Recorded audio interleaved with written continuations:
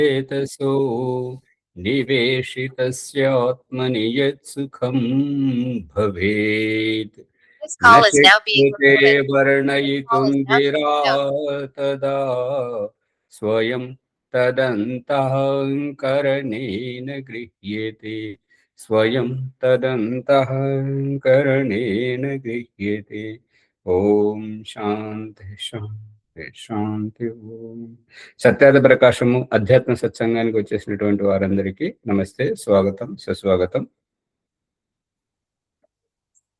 నమస్తే ఆచార్య. నమస్తే. సత్యార్థ ప్రకాశము సప్తబస ఉల్లాసము 166వ ఉన్నాము.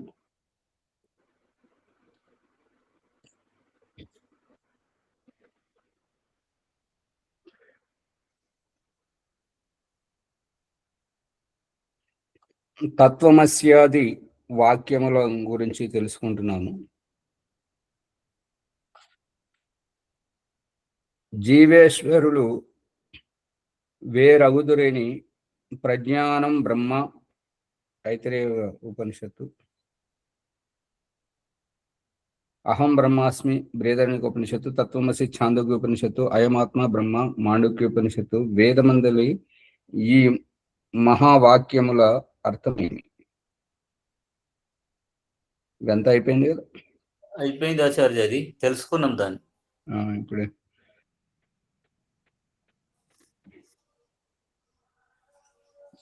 ఇప్పుడు కింద ప్రశ్న ఉన్నది చూడండి. సరే, దయానంద సరస్వతి చెప్పిన దానికి ప్రశ్నకర్త సరే తత్వమసి దీనికి ఎట్లా అర్థము చెప్పుదురు? ఇదేనా ఇంకా దీనికంటే పైన? ఇక్కడ అది పేరాలో పూర్తిగా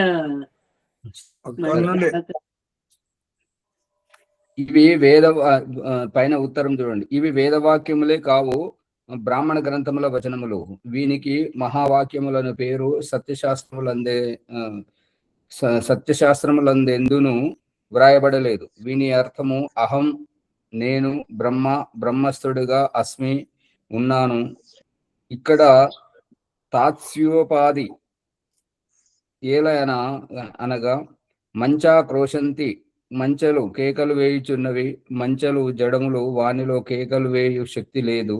కావున మంచల మీదున్న మనుషులు కేకలు పెట్టుచున్నారు అని అర్థము. అట్లే ఇక్కడ కూడా తెలుసుకొనవలెను.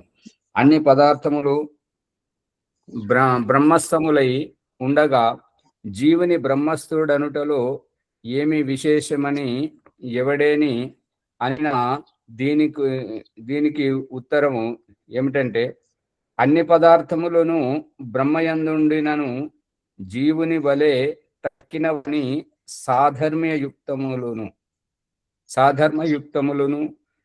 నికటస్థములను కావు.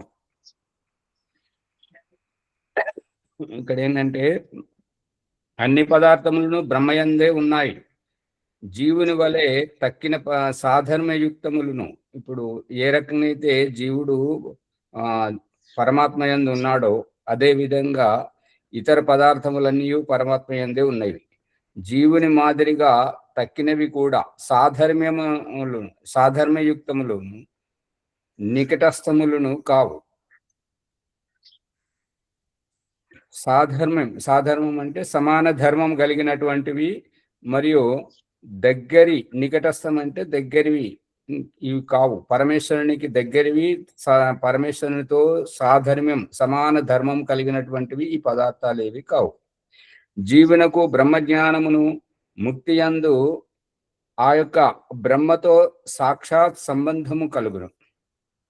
జీవునకు బ్రహ్మజ్ఞానం లేదు కాబట్టి ఇప్పుడు ప్రయత్నపూర్వకంగా తాను సక్రియమై ఉన్నాడు కాబట్టి ముక్తి ఆ యొక్క బ్రహ్మతో సాక్షాత్ సంబంధమును కలుగును. పేజీ నెంబర్ ఎంత ఆచార్జీ? Page number 166.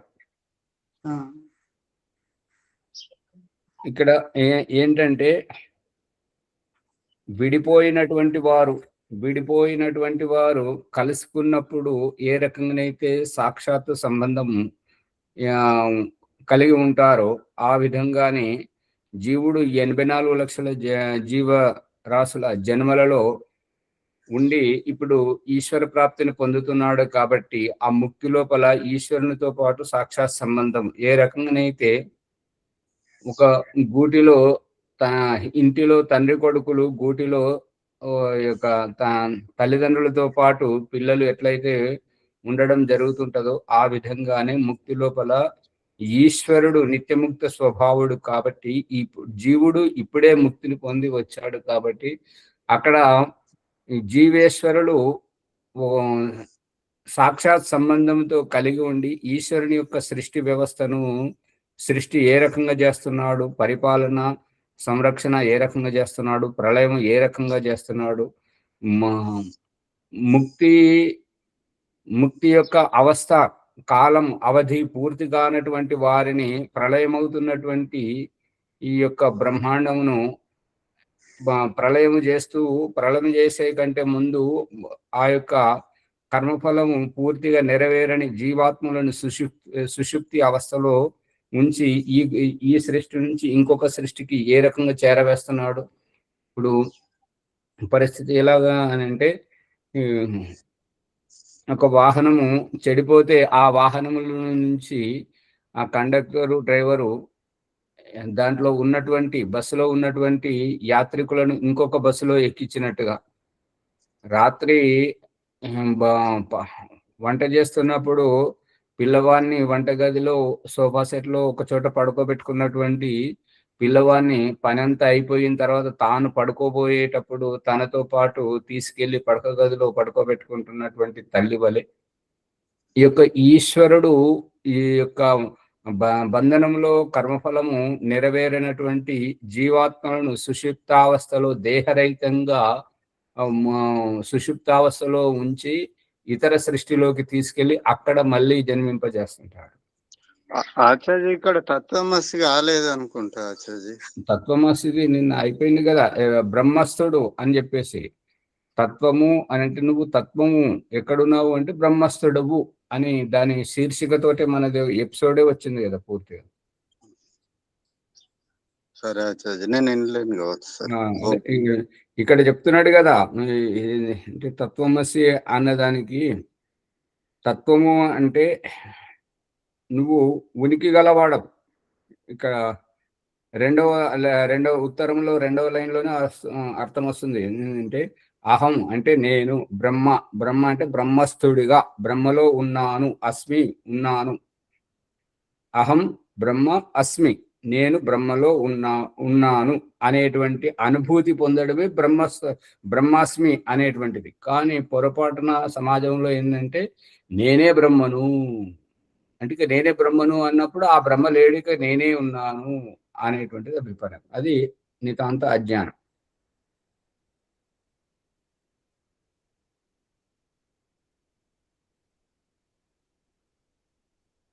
కాబట్టి జీవునకు బ్రహ్మతో తాత్స్యము లేక తత్ సహచరితోపాధి ఉన్నది. జీవునకు బ్రహ్మతో తాత్స్యము అంటే ఆ విధముగానే ఎట్లయితే భగవంతుడు వ్యవస్థ ఏర్పాటు చేశాడో అటువంటి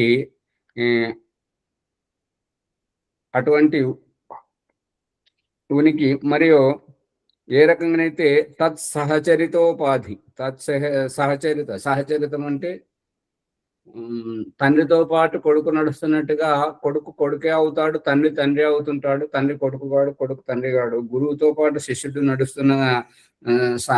సంచరిస్తున్నప్పుడు గురువే శిష్యుడే అనేటువంటిది ఏ రకంగాను ముక్తిలోకి వెళ్ళిన తర్వాత జీవాత్మగానే ఉంటాడు, పరమాత్మగానే ఉంటాడు. ఎవరి ఉనికి వారిది, ఎవరి సామర్థ్యం వారిది అనేటువంటిదే ఈ యొక్క అభిప్రాయం. అనగా జీవుడు బ్రహ్మమునకు సహచారి. అంటే జీవుడు బ్రహ్మ ఏ రకంగానైతే ఈ యొక్క అండపిండ బ్రహ్మాండాలను సృష్టిస్తున్నాడో జీవుడు తన శక్తి సామర్థ్యానుసారంగా తాను సైతం మొక్కలు నాటడం, విత్తనాలు నాటి పంటలు పండించుకోవడం, సెలయేరులు తవ్వుకోవడం, బావులు తవ్వుకోవడం, మరియు గర్భాధానం చేసి సంతానాన్ని ఉత్పన్నం చేసుకోవడం భగవంతుడు చేసిందే. జీవుడు కూడా చేయడానికి ప్రయత్నించడం. కానీ భగవంతుడి సృష్టి, జీవుడి సృష్టి. భగవంతుడి సృష్టి ఎంత కాలమైతే ఉంటుంటుందో జీవుడి సృష్టి ఈ యొక్క ఆయుష్లోనే ఇమిడిపోతుంది. ఈ యొక్క ఆయుష్లోనే, ఈ దేహం ఈ జన్మలో ఏ ఆయుష్ అయితే ఉందో ఆ ఆయుష్లో, ఇప్పుడు ఒక ఇల్లు కట్టుకున్నాం అనుకోండి, ఇల్లు కట్టుకుంటే పిల్లలు వేసుకొని చాలా మంచి ఇది భవనం కట్టుకున్నాం అనుకోండి, ఆ భవనానికి ఇదివరకు అయితే ఈ 50-60 సంవత్సరాలు ఉంటుండే. కానీ ఇప్పుడు నాణ్యత లోపించిన కారణంగా మరి అది 30-35 మహా అంటే 40 వరకు వెళ్తుంది. అదే వారు చికాగోలో ఉన్నారు జగదీశ్వరరాజు గారు, వారు చెప్తున్నది ఏంటంటే అక్కడ అన్ని కర్రతో కట్టిన ఇళ్ళంట, అవి 100 ఏళ్ళకు పైబడి ఉన్నాయంట. అది ఆశ్చర్యం వేస్తుంది. అంటే కర్ర, సిమెంటు, ఈ యొక్క సీకులు, స్టీల్ కంటే నాణ్యత కలిగినటువంటి అంత గట్టిది 100 ఏళ్ళకు పైబడి ఉన్నటువంటి ఇండ్లు కర్రతోటే. అందుకే అక్కడ యజ్ఞం చేయడానికి కానీ ఇంకా దేనికి కానీ పొగ వస్తే సైరన్ మోగుతుందంటే ఆ ఫైర్ ఇంజన్ వస్తుందంట. మనమైతే ఆ మంత్రాలు చదువుతుంటాము, స్వాహ అనుకుంటూ మనమే కూర్చుంటాము, ఇంటి ముంగట్టుకు వచ్చి ఫైర్ ఇంజన్ వల్ల వస్తుంటారంట. అందు గురించి ఆ కర్రతో కట్టిన ఇండ్లు కాబట్టి నిప్పుకు అవకాశం లేదు అక్కడ. నిషేధం ఆచార్య. అవును. ఎంబటే ఇంట్లోకి వెళ్ళి మన కిచెన్లోకి వెళ్ళి పొగ వచ్చినా సిగ్నల్ వస్తూనే ఉంటది, సౌండ్ వస్తూనే ఉంటది. అక్కడ అందుకే ఇళ్లలో చేయరండి, చేసిన బ్యాక్ యార్డ్ లోనే చేసేది. అది ఓన్ హౌస్ ఉన్న వాళ్ళకే అవకాశం ఉంటుంది. కాబట్టి జీవుడును బ్రహ్మము ఒకటి కాదు. జీవుడు బ్రహ్మ అంటే దేవుడు జీవుడు ఇద్దరు ఒకటి కాదు. ఒకడు మరి ఒకరిని గూర్చి నేనును ఇతడు ఒకటి అనగా అవిరోధులం అన్నమాట. అంటే మా మనోభావాలు ఒక్కటే కానీ మేము ఇద్దరము ఒకటే అని అంటే, ఇప్పుడు గర్భంలో ఒకే అండంలో 2 జీవాత్మలు వెళ్ళినప్పుడు వారి మధ్యలో ఈ యొక్క తెర గనక కోల్పోయినట్లయితే ఆ శరీరాలు అంటుకొని పుడుతున్నటువంటి వారిని మనం చూస్తున్నాం. వారిని విడదీయడానికి నానా అవస్థలు పడాల్సి వస్తుంది. అందుకని ఇక్కడ చెప్తున్నటువంటిది ఏంటంటే ఒక్కటే అని అంటే కవల పిల్లల ద్వారా కూడా దేవుడు చూపిస్తున్నాడు ఏంటంటే ఒకే అండములో ఒకేసారి జన్మిస్తున్నటువంటి ఆ కవల పిల్లలు అయినా సరే ఎవరి జీవితము వారిదే, ఎవరి మనోభావాలు వారివే, ఎవరి కష్ట సుఖాలు వారివే అనేటువంటిది విడివిడిగా చూపిస్తున్నాడు. కానీ కవలలుగా పుట్టినారు కాబట్టి వాళ్ళని ఒకే రకంగా గుర్తించాలని చెప్పేసి తల్లిదండ్రులు ముచ్చటపడుతూ ఇద్దరికి ఒకే రకమైనటువంటి వస్త్రాలు కుట్టించడం, ఇద్దరికి ఒకే రకమైనటువంటి వసతులు కల్పించడం, ఇద్దరికి ఒకే రకమైనటువంటి ఈ చెప్పులు వేసుకోవడము, తల దువ్వుకోవడం, అన్ని రకాలుగా ఒకే రకంగా చేసి కవల పిల్లలు అనేటువంటిది వాళ్ళు చెప్పడానికి ప్రయత్నం చేస్తున్నారు. కానీ ఎంత ప్రయత్నం చేసినా మన మానవ ప్రయత్నమే. కానీ వారికి ఆకలి వేసినప్పుడు వీరికి ఆకలి వేయాలనేది ఏముంది, వారికి దొడ్డికి వచ్చినప్పుడు వీరికి రావాలనేది ఏముంది, వారికి నిద్ర వచ్చినప్పుడు వీరికి రావాలనేది ఏముంది, వారి జీవితం వారిదే, వీరి జీవితం వీరిదే. ఇది ఇక్కడ అభిప్రాయం. శరీరాలతో వేరువేరు కానీ మా మనోభావాలు మాత్రం ఒక్కటే అనేది ఇక్కడ అభిప్రాయం. సహచారి అంటే మనోభావాలు ఒకటే. మేము ఒకరికొకరం గొడవ పెట్టుకోము, ఎప్పుడు కలిసే ఉంటుంటాము. ఎవరైనా ఏదైనా అంటే దానికి మేము కట్టుబడి ఉంటుంటాము ఆ మాటకు అనేది అభిప్రాయం. అనగా అవిరోధులం అన్నమాట. అంటే ఎప్పుడు కలహించుకోము, విరోధం పెట్టుకోము అని. సమాధిస్థుడగు జీవుడు ప్రేమబద్ధుడై పరమేశ్వరుని యందు నిమగ్నుడైనప్పుడు నేనును బ్రహ్మయు ఒక్కటే. సమాధిస్థుడు అగు జీవుడు ప్రేమబద్ధుడై అని అంటే ఇది ఏ రకంగానంటే శిశువును ఎత్తుకోమనేటువంటి శిశువు, ఎత్తుకున్నటువంటి తల్లి, వారిద్దరూ ప్రేమ ఉన్నప్పుడు, ప్రేమించుకునేటువంటి ప్రేమికులు అన్యోన్యంగా కలిసిపోయినప్పుడు, వైవాహిక జీవితంలో భార్యాభర్తలు ఒకటిగా ఉన్నప్పుడు, స్నేహితులు అన్యోన్యంగా ఉన్నప్పుడు, ఎంత ఒకటైనా వారి ప్రేమతోటి ఎట్లయితే వీరు తల్లి కొడుకులు, గురు శిష్యులు మరియు స్నేహితులు ఎట్లయితే ఉంటుంటారో, అదే విధంగా సమాధిస్థుడైనటువంటి జీవుడు ఈశ్వరుని మీద పట్ల ప్రేమగా ఉండి అతనిలో లీనమైపోవడం వల్ల ఇక్కడ బయటకు దేహమే కనిపిస్తుంది, కానీ ఇంకా వేరుగా కాదు. ఎంత వేరుగా కాకపోయినా, ఎంత తన్మయత్వంతో ఉన్నా, జీవుడి ఉనికి జీవుడిదే, దేవుడి ఉనికి దేవుడిదే, దేవుడు వేరు జీవుడు వేరు అనేటువంటిది ఇక్కడ అభిప్రాయం.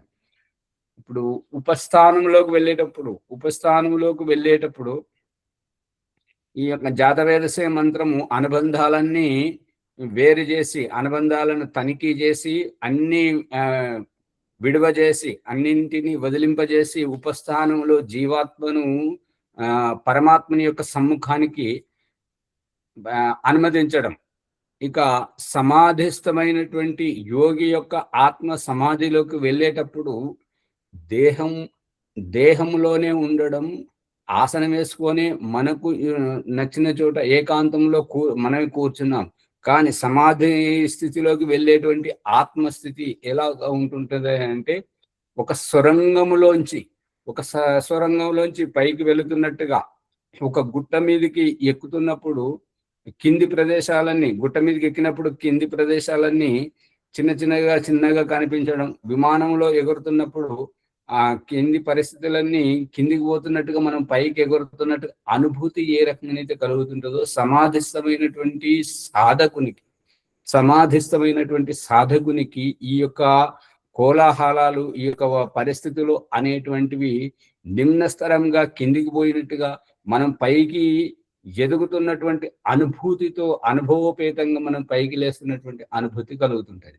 ఆ పైకి లేసినటువంటి అనుభూతి లోపల ఈ భౌతికం కానీ, ఈ దేహం కానీ, దీనితో సంబంధించినటువంటి పరిస్థితులతో కానీ మనకు ఎటువంటి సంబంధము ఉండకుండా, ఏ విషయాన్ని అయితే మనం ధ్యానం చేస్తున్నామో, ఉదాహరణకు మనకు పరమేశ్వరుని ధ్యానం చేస్తున్నాము కాబట్టి పరమేశ్వరుని యొక్క గుణకర్మ స్వభావాలలో మనము లీనమైపోతుంటాం.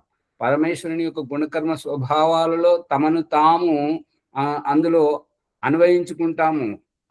ఇప్పుడు ఏ రకంగానైతే ఈ ఇంటికి వచ్చినటువంటి చుట్టము మన పరిస్థితుల్లో ఇమిడిపోవడానికి ప్రయత్నించి తనకు ఇష్టం లేకున్నా కూడా ప్రతిదానిని సర్దుకొని, నేను భిన్నము కాదు, నేను మీ వాడినే అనేటువంటి నటనతోటి ఏ రకంగానైతే చూపిస్తుంటాడో, ఈ ఈశ్వరుని యొక్క సాక్షాత్కారం పొందేటప్పుడు, ఈశ్వరునిలో విలీనమైనప్పుడు జీవుడు కూడా తన ప్రారంధము ఎంత ఉన్ననో ఇప్పుడు తాను ఆ ప్రారంధాన్ని వదిలేసి తనను తాను ఉద్ధరించుకోవడానికి ఈ యోగ సాధన ద్వారా సమాధిస్థమై ఈశ్వరునిలో లీనమైపోవడం అంటే ఏంటంటే, మనస వాచ కర్మణ పూర్తిగా ఆ చెప్పేటువంటి విషయాలు, అక్కడ జరుగుతున్నటువంటి పరిస్థితుల్లో కోల్పోవడం. దీనిని బయట లోక వ్యవహారంలో ఏమంటారంటే బీరిపోవడం ఏంటంటే, ఇక్కడ దేహమే ఉంటుంటది. దేహం తెరిచిన కళ్ళు తెరిచినట్టే ఉంటుంటాయి, మనం కూర్చున్న వాళ్ళం కూర్చున్నట్టే ఉంటుంటాం, కానీ మనం ఈ దేహంలో ఉండం. ఇంకా అక్కడ ఎవరైనా ఏదైనా దొంగిలించే వారు దొంగిలిస్తుంటారు, పిల్లొచ్చి పాలు అయిపోయి కుక్క చేదో చేస్తుంటది, వేరే వాళ్ళు వచ్చి మనల్ని తట్టి లేపితే ఉలిక్కి పడేటట్టుగా బయటకు లేస్తుంటాం. అటువంటి స్థితిలో ఈశ్వరుడు దానిలో మునిగిపోవడం, ఈశ్వరుని యొక్క గుణకర్మ స్వభావాల్లో లీనమైపోవడం, ఈ స్థితిని సమాధి స్థితిలో ప్రేమగా భగవంతుని ఎవరికైతే ఇప్పుడు ప్రేమించుకునే వాళ్ళు ప్రేమలో ఏంటంటే హిందీలో ఏమంటారంటే సుధుబుధు ఖోగే అని అంటే, దీన్ని తెలుగులో ఏమంటారంటే బుద్ధి వివేకం ఏదీ లేదన్నమాట, దాంట్లో మునిగిపోవడం. ఏమంటారు శుద్ధి ఖోగయానండి. ఏ ధ్యాస లేదు, ఎక్కడ ఉన్నాము ఏం చేస్తున్నాము అనే ధ్యాసే లేదు, మొత్తం దాంట్లో మునిగిపోయారు. నిమగ్నం అవ్వటం మళ్ళీ నిమగ్నం అంటుంటారు.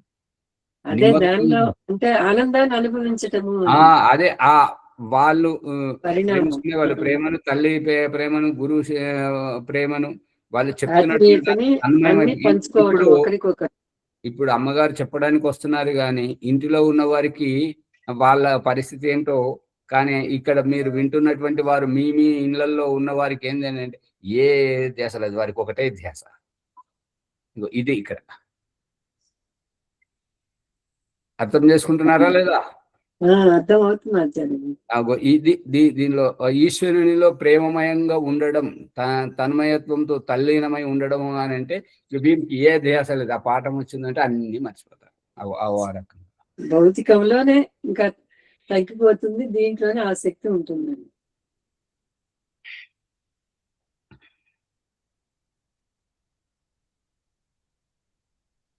అనగా అవిరోధులం అనుట ఒక అవకాశస్థులమని చెప్పగలడు. అంటే ఒక అవకాశస్థులం అంటే ఇప్పుడు ఓం ప్రకాష్ చెప్పేటువంటిది బయట జరిగేటువంటి దానికి తేడా ఏంటంటే, కనీసం ఉదయం సాయంత్రం ధ్యానం చేయాలి, ఉదయం సాయంత్రం సంధ్యోపాసన చేయాలి, ఉదయం సాయంత్రం అని ఒక నిర్దిష్ట సమయం.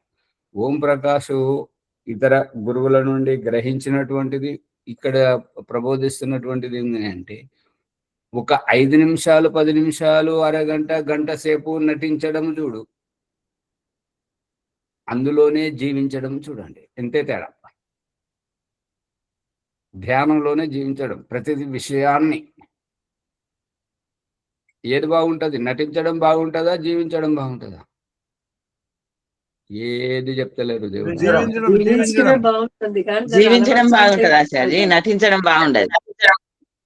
24 గంటలు దాంట్లో జీవించడం ద్వారా, సూర్యప్రకాష్ గారు జాగ్రత్తగా వినండి, మనము ధ్యానంలో జీవించాలి. మాట్లాడుతున్నప్పుడు, తింటున్నప్పుడు, నవ్వుతున్నప్పుడు, నడుస్తున్నప్పుడు, పడుకున్నప్పుడు, లేస్తున్నప్పుడు, విసర్జన చేస్తున్నప్పుడు, ప్రతి దాంట్లో ధ్యానంలో మనం జీవిస్తే మనం అత్యంత సన్నిహితంగా మన జీవితాన్ని ఉద్ధరించుకోవడానికి అత్యంత చేరువగా ఉంటామనేది అభిప్రాయం. ఈ నటించడం ద్వారా కొంత దూరంగానే ఉంటుంటాం. నటనలో నటించే వారేంటంటే, నేను బయటపడకూడదు, నన్ను వేరేగా అనుకోకూడదు అనేటువంటి అభిప్రాయంతో ఎదుటి వారిలో తనను తాను సర్దుకోవడానికి ప్రయత్నం చేస్తుంటారు. సర్దుకోవడంలో ఉన్నటువంటిది సహజంగా ఉన్నటువంటి దాంట్లో తేడా లేదా? తేడా ఉంది. అది ఆ భేదం, ఆ అడ్డు అనేటువంటి తొలగిపోయిన నాడు మనల్ని మనం ఉద్ధరించుకుంటాం, మన జీవితం సార్థకం అవుతుంది అనేది అభిప్రాయం.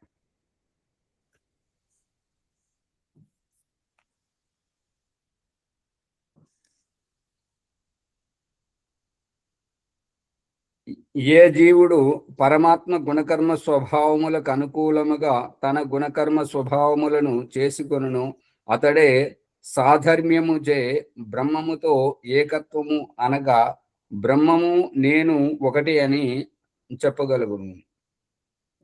భీమరావు గారు, మీరు అడిగిన విషయమే కొనసాగుతుంది నిరంతరంగా, గమనించండి. ఏ జీవుడు పరమాత్మ గుణకర్మ స్వభావములకు అనుకూలముగా తన గుణకర్మ స్వభావములను చేసుకొనును అంటే అలవర్చుకొనును, ఆ విధంగా తన వ్యవహారాన్ని మలుచుకొనును, అతడే సాధర్మ్యముచే బ్రహ్మముతో ఏకత్వం అనగా బ్రహ్మము నేను ఒకటి అని చెప్పగలుగు.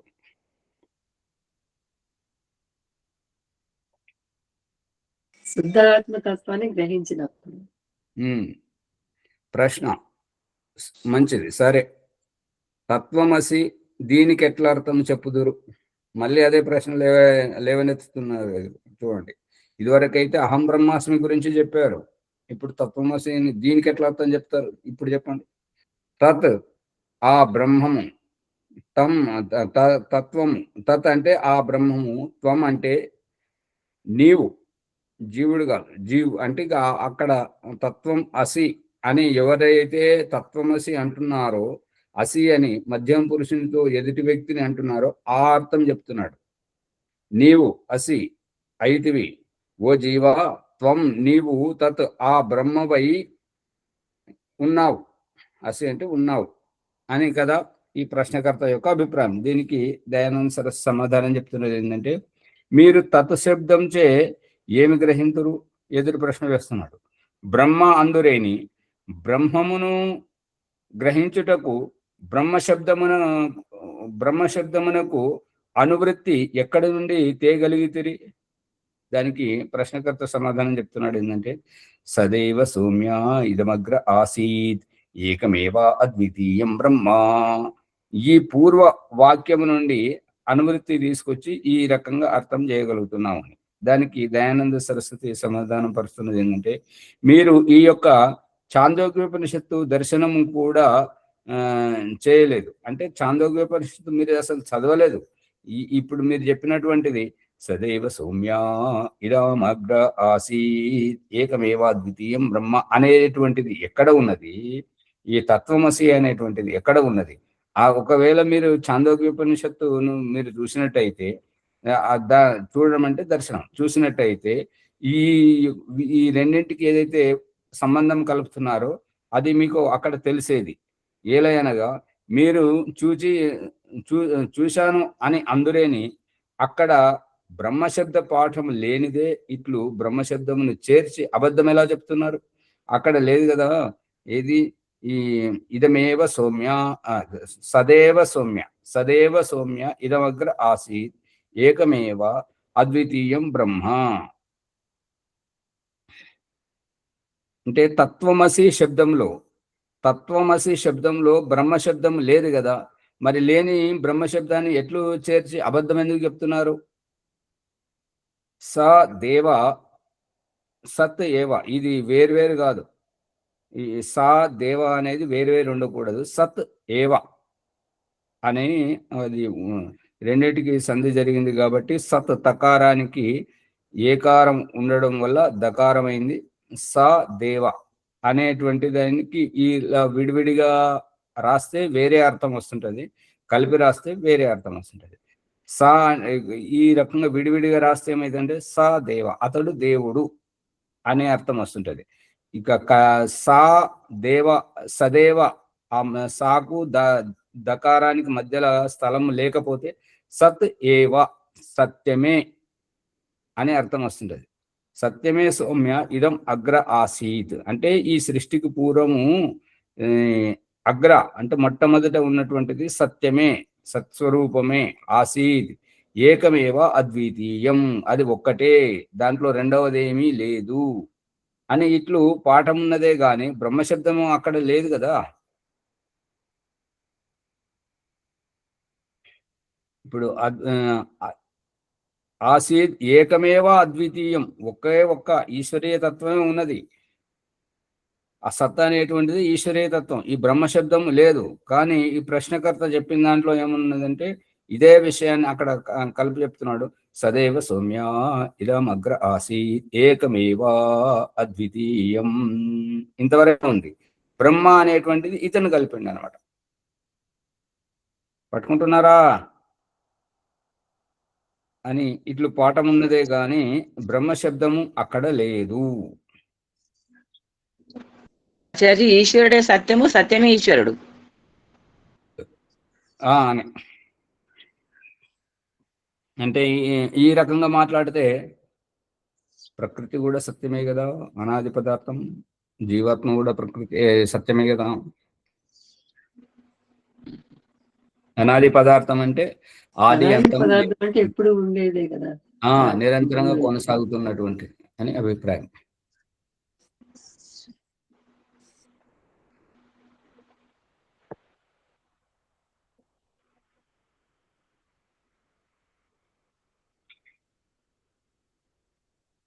అని ఇట్లు పాఠమున్నదే గాని బ్రహ్మశబ్దము అక్కడ లేదు. ప్రశ్నకర్త తమరు తత్శబ్దం చే ఏమి గ్రహించరు? సమాధానం. స యా ఏషో అనిమా ఏతత్ ఏతత్ ఆత్మ ఇదం సర్వం తత్ సత్యం స ఆత్మ తత్వమసి శ్వేతకేతో ఇది చాందోగ్యోపనిషత్తు. ఆ పరమాత్మ తెలియుటకు యోగ్యుడు. తెలియుటకు అంటే తెలుసుకో, ఇప్పుడు ఈ తెలియుటకు యోగ్యుడు అనేటువంటి దాన్ని వ్యవహారంలో చూస్తే పుట్టినటువంటి శిశువుకు తండ్రి ఎవరో తెలుసుకోవాలా వద్దా? ఏది తెలుసుకోవాలండి. తెలుసుకుంటేనే కదా మరి అనుభవం. అదే ఆ రకంగా పరమాత్మ తెలియుటకు యోగ్యుడు అంటే తెలుసుకోబడేవాడు. అందుకే జాత వేదసే, జాత అంటే పుట్టినటువంటి వాడు, వేదసే అంటే పుట్టినటువంటి వాళ్ళ ద్వారా ఎరగబడేటువంటి తెలుసుకోబడేటువంటి ఓ పరమాత్మ అనేది అర్థం జాత వేదసే అనేది. ఆ పరమాత్మ తెలియుటకు యోగ్యుడు. ఎవడు అత్యంత సూక్ష్ముడును ఈ సమస్త జగత్తుకును జీవనకును ఆత్మయో అతడే సత్యస్వరూపుడు. ఎవరైతే సూక్ష్ముడు అంటేగా అంతకంటే సూక్ష్మ అవస్థ ఇంకొక జీవుడికి గాని ప్రకృతికి గాని లేదు. అంటే ఎవడైతే అత్యంత సూక్ష్ముడు ఈ సమస్త జగత్తునకు జీవునకు ఆత్మయో, అంటే సమస్త జగత్తునకు జీవునకు ఆత్మ అంటే ఏమన్నట్టు? వాహనము ఒక శరీరము, నడిపేవాడు ఆత్మ. నడిపేవాడు వాహనాన్ని ఎట్లయితే నడిపిస్తుంటాడో ఈ జడ జగత్తుకును మరి జీవనకు అంటే 84 లక్షల జీవరాశుల జన్మలు ఏవైతే ఉన్నాయో వీటన్నింటినీ ఈ యొక్క 84 లక్షల జీవరాశుల జన్మలలో వివిధ అమీబా అంటే సూక్ష్మాతి సూక్ష్మ అగమ్య గోచరమైనటువంటి తత్వము నుంచి అత్యంత విశాలకాయమైనటువంటి రాక్షస బల్లి అంటే డైనోసార్, అమీబా నుంచి డైనోసార్ వరకు ఎన్నైతే జన్మలు ఉన్నాయో వాటన్నింటికి ఆ జన్మలలో బ్రతికింపజేస్తున్నటువంటి వాడు, జీవింపజేస్తున్నటువంటి వాడు, ఆ జన్మలకు ఆహారం ఇచ్చి పుట్టగానే శిశువుకు తల్లి ఎదలో శుద్ధమైనటువంటి ఆహారాన్ని అందిస్తున్నటువంటి వాడు. అందుకని ఏ రకంగానైతే సూర్య ఆత్మ జగతస్థు శశ్చ, సూర్యుడు ఆత్మ, ఈ జగత్తంతటికి చేతన జడ జగత్తుకు అంతటికి ఆత్మ. ఆ చేతనానికి ఈ సూర్యుడిలో ఉన్నటువంటి ఈశ్వరుడు ఆత్మ అనేటువంటిది ఇక్కడ చెప్పడం జరుగుతుంది. ఆత్మ అంటే గతినిచ్చేవాడు, ప్రేరణనిచ్చేవాడు. ఇప్పుడు తండ్రి ఆత్మ తండ్రిదే, కొడుకు సంతానం ఆత్మ సంతానమదే. కానీ తండ్రి ఎదిగిన వాడై ఉండి పిల్లలకు అన్ని రకాలుగా వసతులు చేస్తున్నాడు కాబట్టి ఈ పిల్లలకు ఆధారం తండ్రి ఏ రకంగానో చేతన ఆత్మలకు పరమాత్ముడు ఆత్మ ఆ రకంగా. అంతేగాని జీవుడు కూడా ఆత్మనే, దేవుడు కూడా ఆత్మనే అని ఇటువంటి తప్పుడు అర్థం చేసుకోవద్దు. జీవుని యందు స్థితుడై జీవాత్మ కంటే భిన్నుడై ఉన్నాడు. ఇక ఎక్కడైతే ఈ యొక్క సత్వర సంసార సమయవస్థ ప్రకృతి మహతో అహంకారాత్ పంచ తన్మాత్రాన్యుభయం ఇంద్రియం మనః పురుష ఇది జీవాత్మ పరమాత్మశ్చేది. జీవుని లోపల పరమాత్మ ఉన్నాడని చెప్పేసి ఈ యొక్క రహస్యాన్ని ఈ యొక్క రాబోయే 8వ సముల్లాసంలో పరమాణువు సృష్టి వ్యవస్థలో దయానంద సరస్వతి చూపిస్తున్నాడు. దయానంద సరస్వతి కంటే ముందు కపిల మహర్షి సాంఖ్య దర్శనము 6వ అధ్యాయము 25వ శ్లోకంలో ప్రథమ అధ్యాయం 60వ సూత్రం సత్వరజ తమసం దాంట్లో చెప్పడం జరిగింది. అందుకని జీవాత్మ పరమాత్మ ఇద్దరు భిన్న భిన్నము, రెండు ఒకటి కాదు. జీవాత్మయే, పరమాత్మ పరమాత్మయే. ఇది అక్కడ సాంఖ్య దర్శనంలో సత్యార ప్రకాశంలో చూపించిన విధంగా భగవంతుడు సాక్షాత్తుగా చూపిస్తున్నటువంటిది ఏంటంటే, ఎవరి కడుపులో పుట్టావో, ఎవరి కోసమైతే బ్రతుకుతున్నావో, ఎవరి సొమ్మైతే తిని బతుకుతున్నావో, ఎవరి వల్లనైతే నువ్వు ఎదుగుతున్నావో, నిన్ను కన్నటువంటి, నిన్ను పెంచుతున్నటువంటి నిన్ను ప్రయోజకునిగా చేస్తూ తన సర్వస్వాన్ని ధారపోస్తున్నటువంటి తండ్రియే నీవు నీవే, వారి జీవితం వారిదే, నీ జీవితం నీదే అని చెప్పేసి దేవుడు వేరు జీవుడు వేరు అని చెప్పేసి భగవంతుడు నాటకీయపరకంగా మనకు కావలసినటువంటి విషయాన్ని జీవితంగా నాటకంగా తీర్చిదిద్ది అందులో మనల్నే పాత్రధారులను చేసి మనకి కనివిప్పి కల్పిస్తున్నాడు. ఇది యథార్థం.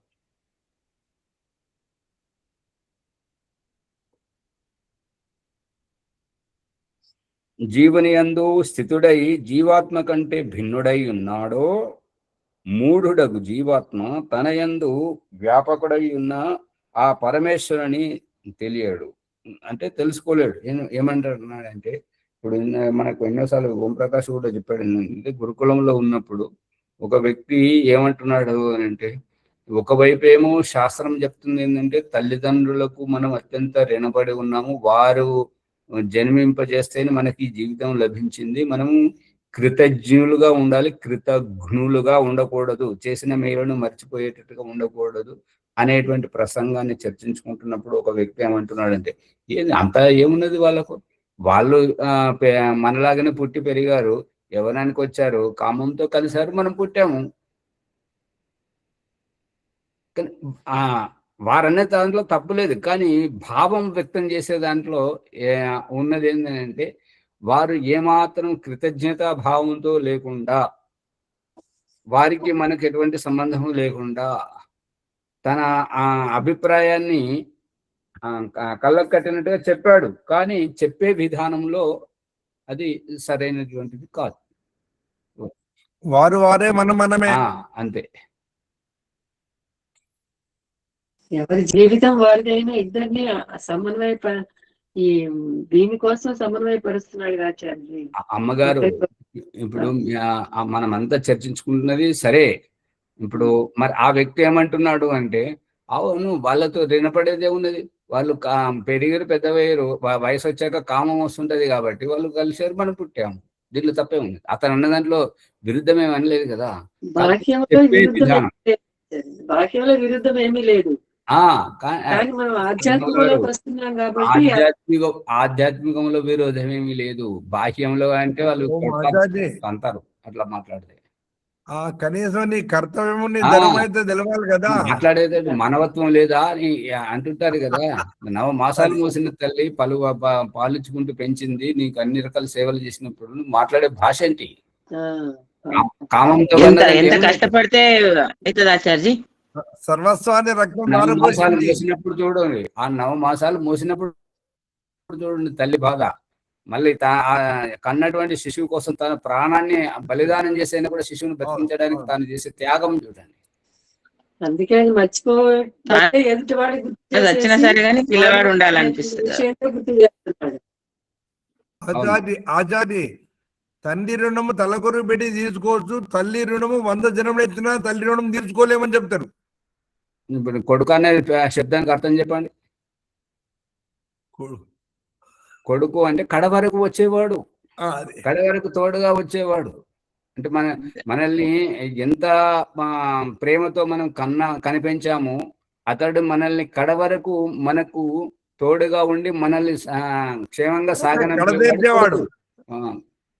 సాగనంపేవాడు కొడుకు. కడ వరకు వచ్చి బిడ్డలు కూడా సాగనంపుతుంటారు సార్, కొడుకులు లేని. అమ్మగారి భాష చూడండి ఎట్లా మాట్లాడుతున్నారు. బిడ్డలు సాగనంపుతున్నారు, ఊరికి సాగనంపట్లేదు, నాకు నీ ఆస్తుల సగభాగం రావాలి. అందరు లేదు అట్లా ఆచార్జీ, అందరు లేరు అట్లా. ఇప్పుడు ఉన్నారేమో కానీ అందరు లేరు. ఇప్పుడు అలా చాలా మంచి. ఆచార్య ధర్మంగా చూస్తే వారికి సగభాగం ఇవ్వాల్సిందే. ఆత్మకు స్త్రీ పురుష భేదం లేదు కదా, లేదంతే. మునిగారు అడగడం లేదు, కొంతమంది అడుగుతున్నారు. కానీ అటువంటి అప్పుడు మన జీవితం సాధ్యం కదా. కాదు, ఇప్పుడు పురుషుని పట్ల అన్యాయం జరుగుతుందా లేదా, వారి వారసుడు ఎట్లా అవుతుంటాడు? ఈమె వారసత్వంగా తనకు వచ్చినటువంటి వాటాను పరాయింటికి తీసుకెళ్తుంది. అయితే అలా అందరికి వర్తించాలి కదా.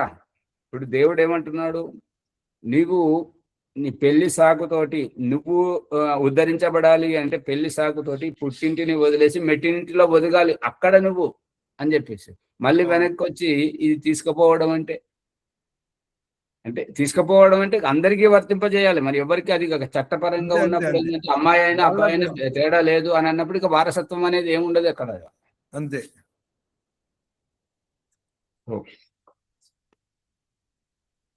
ఆచార్య ఓం ప్రకాష్ గారు ధన్యవాదములు. ఆధ్యాత్మిక విద్య జ్ఞానకంగా సత్సంగంలో ఉన్నాం మనందరము. సత్యప్రకాశము 7వ సముల్లాసము 166వ పేజీలో ఉన్నాము. 67కి వచ్చాం.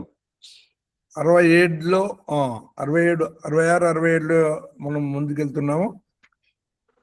ఈ బ్రహ్మవాక్యాలు మహావాక్యాలు అని చెప్పి మందిని మోసం చేస్తున్నారు. దీంట్లో యథార్థమైనటువంటి అర్థాన్ని గ్రహించడం లేదు. తండ్రి కొడుకు కొడుకే, తర్వాత జీవుడు జీవుడే, పరమాత్మ పరమాత్మనే. ఆత్మలు వేరే ఉన్నాయి కానీ మనసు మాత్రం ఒకటే అని చెప్పి మళ్ళీ కొంచెం ఈశ్వరునికి జీవాత్మకు బంధాన్ని కలుపుతున్నాడు. ఆ రహస్యం తెలుసుకోవాలి. నా కొడుకు నా లక్షణాలే వస్తాయి కదా అనేటువంటి తత్వము తెలుసుకొని పరమాత్మని గుణాలను మనలో సంసిద్ధం చేసుకొని అడుగులు ముందుకేస్తే జీవాత్మ పరమాత్మ ఏకమైతరు అనే భావన వ్యక్తం చేస్తున్నారు. చక్కగా స్థిరాస్తులు చరాస్తులు వంశము వంశ పారంపర్యం ఎట్లా ఉండాలనే భావన కూడా చర్చకు వచ్చింది. ఇందులో కూడా రహస్యం తెలుసుకున్నాము. వారికి ధన్యవాదములు. మరోసారి ఆచార్య ఓం ప్రకాష్ గారికి ధన్యవాదములు. ఈ ఎపిసోడ్ని లైక్ చేయండి, షేర్ చేయండి, సబ్స్క్రైబ్ చేయండి, పక్కన ఉన్న గంట సింబల్ని గట్టిగా నొక్కండి. మీకు ఏదైనా సందేహాలు ఉంటే కామెంట్లో రూపంలో రాసి మీ సందేహాన్ని నివృత్తి చేసుకోవాలని ప్రార్థన. ఈరోజు వైదిక సంధ్యోపాసన ఎవరు ఈరోజు 2వ బ్యాచ్ నడుస్తుంది. 2వ బ్యాచ్ లో ఉన్నవారు గాయత్రి అమ్మగారు ఉంది. ఆమె వెళ్ళినట్టు రాజమాని అమ్మగారు రాజమన్నమ్మ గారిని జయించారు కదా. ఫస్ట్ బ్యాచ్ 2వ బ్యాచ్ కాదు. భీమరావు గారు నిర్ణయించలేరు. భీమరావు గారు చేయించండి. మరి భీమరావు గారు భీమరావు గారు చేయించండి. నిన్న పాలు పితుకుతున్నా అని చెప్పింది కదా. ఇప్పుడు అది లేదు కదా. చెప్పిస్తారా? ఇవాళ ఇంటికి ఇంట్లోకి లోపలికి తీసుకుపోతున్నారేమో పాలు. ఇంకేమైనా అవకాశాన్ని వినియోగించుకోండి. సరే సరే, వేరే వారికి అవకాశం ఇవ్వండి. శ్రీనివాస్ గారు చేయించండి. ఇంకా తులసిదాస్ గారు ఎవరైనా? ఓకే.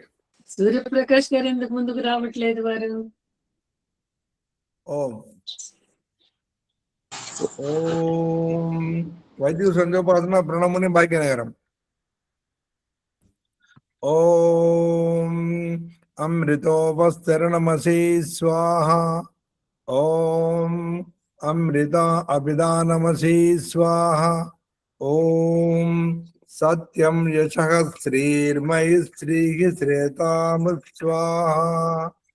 ఓం చిన్నో దేవీ రవిష్టయా ఆపో భవంతు ప్రీతయే శమ్యోరవిద్రవంతు నః. ఓం వాక్ వాక్. ఓం ప్రాణః ప్రాణః. ఓం చక్షుః. ఓం శ్రోత్రం శ్రోత్రం. ఓం నాభిః. ఓం హృదయం. ఓం కంఠః. ఓం శిరః. ఓం బాహుభ్యాం యశోబలం. ఓం కరతల కరపృష్ఠే. అథ మార్జన మంత్రాః ఆత్మ సాక్షాత్కారము. ఓం భూ పునాతు శిరసి. జీవాత్మ ప్రార్థన. ఓ ప్రాణప్రదాత, ఈశ్వర సందేశం. ఓ జీవాత్మ, నీ పునర్జన్మ ప్రారబ్ధ కర్మ ఫలాన్ని పవిత్రము పునీతం చేసుకో. ఓం భువః పునాతు నేత్రయోః. జీవాత్మ ప్రార్థన. ఓ దుఃఖ వినాశక, పరమాత్మ సందేశం. ఓ జీవాత్మ, ఈ దృశ్యమాన రూప జగత్తును నీ యొక్క ప్రజ్ఞాబుద్ధి చేత మంచి చెడులను మూల్యాంకనం చేసుకొని దుఃఖానికి కారణాన్ని తెలుసుకొని తటస్థ స్థితిని తెలుసుకొని సాక్షిభూతంగా జీవించు. ఓం స్వహ పునాతు కంఠే జీవాత్మ ప్రార్థన. ఓ స్వయం సుఖ స్వరూప పరమాత్మ ఈశ్వర సందేశము. కంఠంలోని ఆ గుంత స్థానంలో ఆవాగమనాలపైన ప్రత్యేకంగా దృష్టి సారించి ధ్యానించి ఆకలి దప్పికలను నియంత్రించాలి మరియు జయించాలి. ఎందుకంటే కంఠకుపేక్షిత్ పిపాస నివృత్తి యోగ దర్శన శాస్త్రం చెప్తుంది. మరియు స్వయం సుఖానందమే జీవన్ముక్తి అని తెలుసుకో. ఓం మహాపునాతో హృదయే పరమాత్మ సాక్షాత్కారము. ఓ జీవత్వ ప్రార్థన. ఓ మహిమాన్విత మాయాస్వరూప పరమేశ్వర ఈశ్వర సందేశము. పునాత హృదయ అంటే ఈ ఆధ్యాత్మిక జ్ఞానము పెంపొందించుకొని దైవం పట్ల నీ యొక్క భ్రమలను నివృత్తి చేసుకో. కనబడే పదార్థం వెనుక ఉన్నటువంటి ఆ నిరాకార తత్వ ఈశ్వరుని తెలుసుకో. ఓం జన పునాతనాభ్యాం జీవత ప్రార్థన. ఓ జగదీశ్వర, ఓ జగన్నాయక, ఈ జన్మ జరా మరణం యొక్క రహస్యం అంతరార్థం ఏమిటి స్వామి? ఈశ్వర సందేశం. పునాతు నాభ్యాం అంటే నాభిచక్రే కాయ ఊహ జ్ఞానం. నాభిచక్రంలో సంయమనంతో చేసినట్టయితే ఈ నిత్య దినచర్య తిని త్రాగి విసర్జించడం ఏమిటి అని విచారిస్తే మన శారీరక జన్మల అంతరార్థం బోధపడుతుంది. నాభిరమే చిత్తం విజ్ఞానం. యజుర్వేదము 20వ అధ్యాయము 9వ మంత్రం. ఓం తప పునాతు పాదయో జీవోత్మ ప్రార్థన. ఓ పరాత్పర, ఈ తపస్సు యొక్క అంతరార్థం ఏమిటి స్వామి? ఈశ్వర సందేశం. ఓ జీవాత్మ, నీ జన్మ జరామరణ దుఃఖదాయక స్థితి నుంచి నిన్ను నీవు ఉద్ధరించుకో. అంటే ఈ నిమ్న స్థితి నుంచి ఉచ్చ స్థితికి పైకి రావాలి అని తెలుసుకో. జంగాభ్యాం పదాభ్యాం ధర్మో అస్మి విశిరాజ ప్రతిష్ఠిత.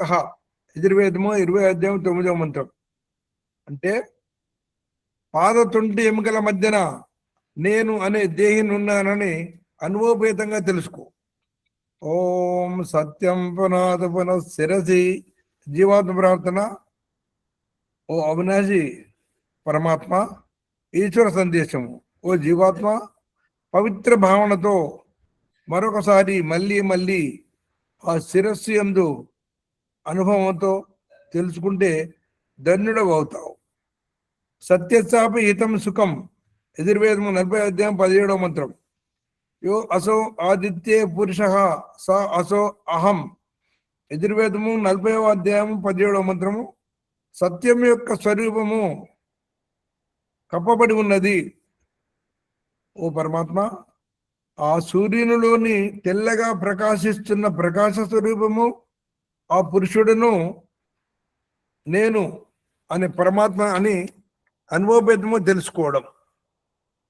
పురీషం వసాన సుకృతస్య లోకే తత్ర గచ్చ ఎత్ర పూర్వేత పరేత. యజుర్వేదము 13వ అధ్యాయము 31వ మంత్రం. ఓ జీవాత్మ, నువ్వు ఇక్కడ ఉండవలసిన వాడవు కాదు. ఎక్కడికైతే నీ పూర్వజులు పితరులు తరించి వెళ్ళిపోయారో ఆ పుణ్యలోకాలకు వెళ్ళు. ఓ జ్ఞానస్వరూప, ప్రకాశం కనిపిస్తుంది కానీ నువ్వు కనిపించడం లేదు స్వామి. ఎక్కడున్నావు? జీవుని యొక్క ఆవేదన సూర్యుని ప్రకాశింప చేస్తున్నది. సూర్యుని ప్రకాశింపజేస్తున్నది. ఆ ప్రకాశము నేనే అని తెలుసుకో. ఈశ్వర సందేశం. నశక్యతే వర్ణయితుం గిరా తదా స్వయం అంతఃకరణేన గృహ్యతే. ఓం ఖం బ్రహ్మ జీవాత్మ ప్రార్థన. ఓ సర్వవ్యాపక జగదీశ్వర ఈశ్వర సందేశం. పునాదు సర్వత్ర అంటే ఈ సంకుచిత శారీరక పెంజరం నుంచి అధిగమించి అనంత ఆకాశం వల్లే అంతటా వ్యాపించి ఉన్న ఆ నిరాకార ఈశ్వరుని అనుభవపేతంగా తెలుసుకోవడం. అష్టచక్ర నవద్వార దేవానాం పూర్వయోధ్య తస్యామి హిరణ్మయే కోశే స్వర్గో జ్యోతి చావృత. అథర్వేదము 10వ కాండము 2వ సూక్తం 31వ మంత్రం. 8 చక్రములు 9 రంధ్రములు ఇంద్రియాల అయోధ్యాపురము ఈ దేహ అందులో స్వర్గమనే స్వర్ణమయ ఆవాసం ప్రకాశ జ్యోతి ఉండదని అనుభవపేతంగా తెలుసుకోవడం. అనంతరము 7 అంతస్తుల అంతర్యాత్ర ప్రాణాయామంత్రం. ఓం భూః ఓం భువః ఓం స్వహః ఓం మహః ఓం జనః ఓం తపః ఓం సత్యం. ఈ విధంగా 10 ప్రాణాలతోటి నా జీవితం ముడిపందని తెలుసుకున్న జీవాత్మ పరమాత్మను ఉపాసించి సంధ్యా మొదటి ప్రకరణంలో ఈశ్వర ఆనందాన్ని పొందుతూ మోక్ష స్థితికి వెళ్ళుకుంటుంది. మొదటి సంధ్యా ప్రకరణంలో విఫలమైనటువంటి జీవాత్మ సంధ్యా 2వ ప్రకరణం అడుగు ముందుకేస్తూ అగమనసన మంత్రాల ద్వారా ముందుకు సంధ్యను ముందుకు కొనసాగిస్తుంది. అత అగమనసన మంత్రాః ఓం రితంచ సత్యంజావిద్ద తపసోద్యజాయత తతో రాత్ర్యజాయత తదః సముద్రో అర్ణవః సముద్రాదర్ణవాదీ సంవత్సరో అజాయత అహోరాత్రాన్ విదదాదిశ్చమయుతో వసే సూర్యాచంద్రమసౌ దాత యథా పూర్వమకల్పయత్ దివంత పృథివీంచాంతరిక్షమతో స్వః. ఓం తన్నో దేవీరవిష్టయ ఆపో భవంతు పీతయే శయ్యోరవిస్రవంతు నః. అత మనసా పరికరణ మంత్రాః. అన్ని దిశలలో అన్ని వైపుల నుండి లోపల బయట పరమాత్మ ఉన్నాడని తెలుసుకొని నిర్భయులై సందేహరహితులై ఉత్సాహితులై పురుషార్థపరులుగా ఆనందితులుగా ఉండాలని మంత్రోచ్చారణతో అడుగులు ముందుకేస్తున్నాడు. అత ప్రతీచి దిక్ తూర్పు దిశ లోపల ఓం ప్రాచే దిగగ్నిరధిపతిరచితో రక్షితాదిత్య ఇషభః తేభ్యో నమోధిపతిభ్యో నమో రక్షితృభ్యో నమయేభ్యో అస్తు యోస్మాన్ ద్వేష్ట్యం వయం దిష్మస్తం మోజం వేదత్మః. తూర్పు దిశ లోపల అగ్ని ఆ ప్రకాశ స్వరూపుడు అధిపతి అయి ఉండి ఆదిత్యుని కిరణముల ద్వారా చంద్రహాస కొడవల వలె సమస్త ప్రాణులను తన అక్కున చేర్చుకుంటూ రక్షిస్తున్నాడని తెలుసుకోవడం. దక్షిణ దిశ ఓం దక్షిణాదిగింద్రోధిపతి శిరస్సిరాజే రక్షితాపితరిజవః తేభ్యో నమోధిపతిభ్యో నమో రక్షితృభ్యో నమశిభ్యో నమయేభ్యోస్తు యోస్మాన్ ద్వేష్టి యం వయం దిష్మస్తం మోజం వేదద్మః. దక్షిణ దిశలో ఆ పరమాత్మ ఇంద్రుడు అనంత ఐశ్వర్యానికి అధిపతి అయి ఉండి సృష్టి క్రమానికి వంకర టింకరగా కుట్ల కుతంత్రాలతో నడిచేటువంటి జీవాత్మల నుండి తల్లిదండ్రుల వల్ల రక్షిస్తున్నాడని పితరుల ద్వారా జ్ఞానాన్ని పొందుతున్నాడని తెలుసుకోవడం. అనంతరము పశ్చిమ దిశ లోపల ఓం ప్రదీజే దిగ్వరుణోధిపతికి పృథాగో రక్షితాన్నమిషమః తేభ్యో నమోధిపతిభ్యో నమో రక్షితృభ్యో నమశిభ్యో నమయేభ్యోస్తు యోస్మాన్ ద్వేష్టి యం వయం దిష్మస్తం మోజం వేదత్మః. ఆ జగదీశ్వరుడు పశ్చిమ దిశ లోపల వరుణుడుగా రాజాది మహారాజుగా అధిపతి ఉండి చరాచర జగత్తును కంటికి రెప్పలా కాపాడుతూ ఆహార ధాన్యములను ఉత్పన్నం చేసి అందులో పొట్టతో ప్రాకులాడే క్రిమికీటకాలను పురుగులను ఆశ్రయింపజేసి ఒక సందేశాన్ని ఇస్తున్నాడు జీవాత్మలందరికీ. ఓ జీవాత్మ, ఈ అన్నము నిరాపద జీవనాధారమని తెలుసుకో, సర్వ ప్రాణులకు అన్నదాతగా రక్షిస్తున్నాడని గ్రహించడం. ఉత్తర దిశ లోపల ఓం ఉదయజేదిక్ సోమాధిపతి స్వజో రక్షితాశనిరిషభః తేభ్యో నమోధిపతిభ్యో నమో రక్షితృభ్యో నమశిభ్యో నమయేభ్యోస్తు యోస్మాన్ ద్వేష్ట్యం వయం దిష్మస్తం మోజం వేదద్మః. ఉత్తర దిశలో ఆ పరమాత్మ సోముడుగా అధిపతి అయ్యుండి చరాచర జగత్తును కంటికి రెప్పలా కాపాడుతూ విద్యుల్లతను ఉత్పన్నం చేసి క్రిమి కీటకాల పట్ల శరాఘాతమై ఉండి మరియు ఆ విద్యుత్ ద్వారా పాడి పంటలకు సస్యశ్యామలమైన నత్తజనులను ప్రసాదిస్తూ రక్షిస్తున్నాడని తెలుసుకోవడం. అనంతరము క్రింది దిశ ఓం ధ్రువాదిగ్విష్ణు రధిపతి కల్మా చగ్రీవో రక్షిత వీరుదేశవ దేభ్యో నమోదిభ్యాన్ నమో రక్షితృభ్యాన్ నమ శిభ్యాన్ నమేభ్యోస్తు యోస్మాన్ ద్వేట్యం వయం దిష్మస్తం మోజం వేదద్మః. క్రింది దిశ లోపల ఆ జగదీశ్వరుడు విష్ణువుగా అంతటా వ్యాపించుండి అధిపతి ఉండి సమస్త ప్రాణులను సమస్త జీవాత్మలను రక్షణార్థము వృక్షములు వనస్పతి వీరిదములు ఔషధములను ఉత్పన్నం చేసి భూగర్భ జల విషవాయువుల కాలుష్యాన్ని ఎక్కడెక్కడ నిర్వీర్యం చేస్తున్నాడని తెలుసుకోవడం. అనంతరము పై భాగంలో ఓం ఊర్ధ్వాదిక్ బృహస్పతి రధిపతి చిత్రో రక్షిత వర్షమిషమః దేభ్యో నమోదిభ్యాన్ నమో రక్షితృభ్యాన్ నమ శిభ్యాన్ నమేభ్యోస్తు యోస్మాన్ ద్వేష్యం వయం దిష్మస్తం మోజం వేదద్మః. పై దిశ లోపల ఆ జగదీశ్వరుడు అనంత జ్ఞాన స్వరూపుడు బృహస్పతి అయ్యుండి అధిపతి అయ్యుండి చరాచర జగత్తును సర్వప్రాణులను రక్షణార్థము చతుర్వేద జ్ఞానాన్ని ప్రసాదించి అనంతరము ఆకాశ సముద్రం నుండి అమృతజలాలను వర్షింపజేస్తూ పాడి పంటల ద్వారా పాడి పంటలను సస్యశ్యామలం చేస్తూ శారీరక మానసిక ఆత్మ రోగాలను దూరం చేస్తూ రక్షిస్తున్నాడని తెలుసుకోవడం. ఈ విధంగా పరమాత్ముడు సర్వ దిశల నుండి రక్షిస్తున్నాడని తెలుసుకున్న జీవాత్మ ఇంకొక అడుగు ముందుకేస్తూ పరమాత్మని ఉపస్థాన మంత్రాల ద్వారా ప్రార్థిస్తున్నాడు. అత ఉపస్థాన మంత్రాః జాత వేద చే సునివామ సోమరాతీయతో నీదహాతి వేదః సనః పర్షదతి దుర్గాని విశ్వానావేవ సుందుం దురితాత్యగ్నిః చిత్రం దేవానాముదగాదనేకం చక్షుర్మిత్రస్య వర్ణస్యాగ్నేః ఆప్రాధ్యావా పృథివీ అంతరిక్షం సూర్య ఆత్మా జగతస్తస్సుచ. యజుర్వేదం 13వ అధ్యాయం 46వ మంత్రము.